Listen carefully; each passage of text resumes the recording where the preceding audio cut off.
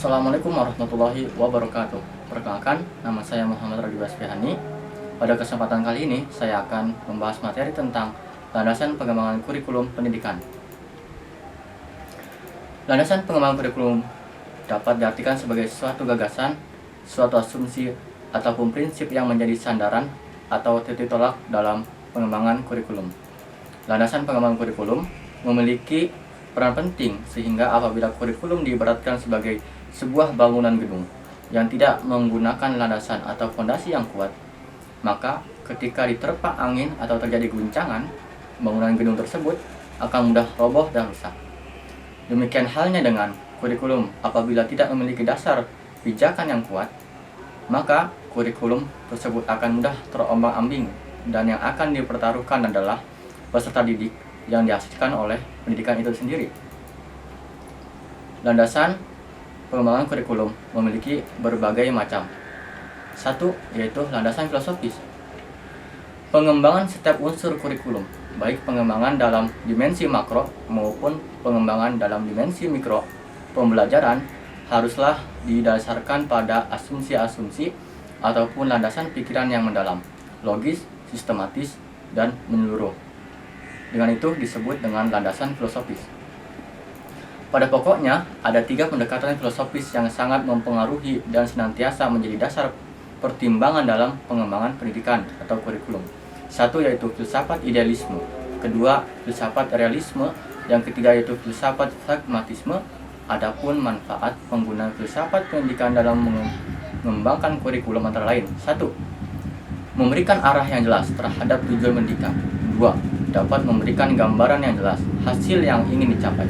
3. Yaitu memberikan arah terhadap proses yang harus dilakukan untuk mencapai tujuan. 4. Yaitu memungkinkan dapat mengukur hasil yang dicapai. 5. Memberikan motivasi yang kuat untuk melakukan aktivitas. Yang kedua yaitu landasan psikologis dalam pengembangan kurikulum. Kurikulum sebagai program dan alat untuk mencapai tujuan pendidikan senantiasa berhubungan dengan proses perubahan perilaku peserta didik. Mengingat kurikulum merupakan satu program pendidikan yang berfungsi sebagai alat untuk merubah perilaku peserta didik ke arah yang diharapkan oleh pendidikan, maka tentu saja dalam mengembangkan kurikulum pendidikan harus menggunakan asumsi-asumsi atau landasan bersumber dari studi ilmiah bidang psikologi. Pada dasarnya, ada 2 jenis psikologi yang memiliki kaitan yang sangat erat dan harus dijadikan sumber pemikiran dan mengembangkan kurikulum. Satu, yaitu psikologi perkembangan dan psikologi belajar. Psikologi perkembangan adalah ilmu atau studi yang mengkaji perkembangan manusia beserta kecenderungan perilaku yang ditunjukkannya. Adapun psikologi belajar adalah suatu pendekatan atau studi yang mengkaji bagaimana manusia umumnya melakukan proses belajar. Menurut psikologi belajar, bahwa belajar diklasifikasi sebagai berikut. Belajar berdasarkan keseluruhan, belajar adalah pembentukan kepribadian, belajar berkat pemahaman, belajar berdasarkan pengalaman, belajar merupakan proses perkembangan, dan belajar adalah proses berkelanjutan. Selanjutnya itu landasan sosiologis. Dilihat dari substansinya, faktor sosiologis sebagai landasan dalam mengembangkan kurikulum dapat dikaji dari 2 sisi, yaitu dari sisi kebudayaan dan kurikulum. Pendidikan adalah proses budaya. Manusia yang akan dididik adalah makhluk yang berbudaya dan senantiasa mengembangkan kebudayaannya. Selanjutnya yaitu landasan ilmu pengetahuan dan teknologi. Ilmu pengetahuan dan teknologi atau iptek bukan menjadi monopoli suatu bangsa atau kelompok tertentu.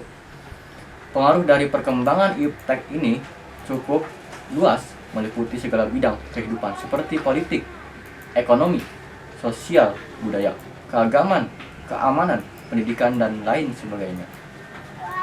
Di lain itu, bahwa pendidikan dihadapkan pada perkembangan ilmu pengetahuan dan teknologi yang berkembang dengan pesat agar kurikulum dapat bertahan kuat.